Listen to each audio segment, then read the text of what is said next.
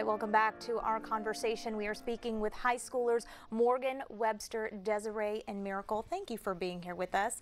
I want to ask you guys, do you think every school now should have a metal detector? Do you think that that's something that you should walk through every day when you go to school? Do you have them in your own schools? No. You don't. Do you think you need one now? Yes. Why is that?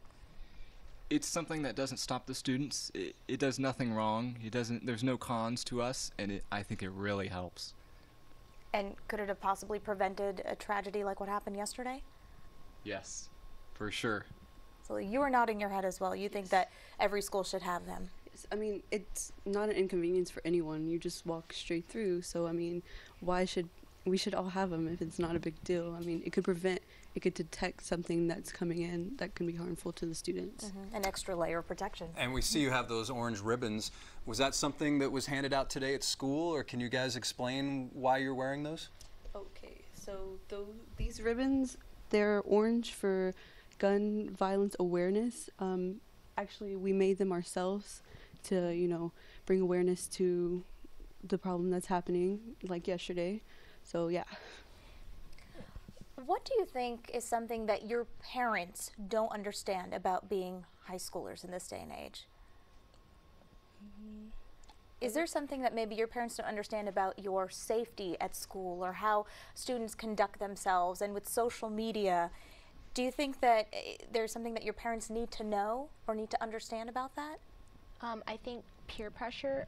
Sometimes on social media, if you see something that looks like a red flag, sometimes it's a little bit hard to speak up. You don't know whether you're blowing things out of proportion or not. So there is a fear of speaking up? Yes. Really? Why is that, though? You don't want to get labeled, I imagine, right? As someone who... Yeah. You don't want to be labeled, or you don't want to be like assuming as someone who just jumps to conclusions on the fly. And I think that's what a lot of students are like unsure about with social media is they can't tell what the emotion behind their posts is. Yeah. You don't know if it's a joke or if it's something that should be taken seriously. And you don't want to be wrong, obviously. Right. Yeah. Do you think after yesterday, though, and so many school shootings that we've seen over the years, that is going to change, that people are going to speak up if they see something? You don't think so? Why is that? No, this has happened again this year, just 2018, 18 times, and the year just started. I don't know the number for 2017. That probably means it's a large number. It hasn't changed at all.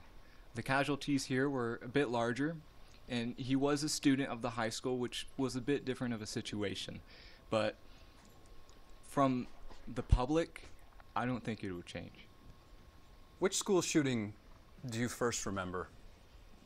Was it Sandy Hook? Was it Sandy Hook. Sandy Hook? Definitely for me. I believe I was in middle school when Sandy Hook happened. And I remember thinking, man, those children are way younger than me, and they have started to develop in their lives.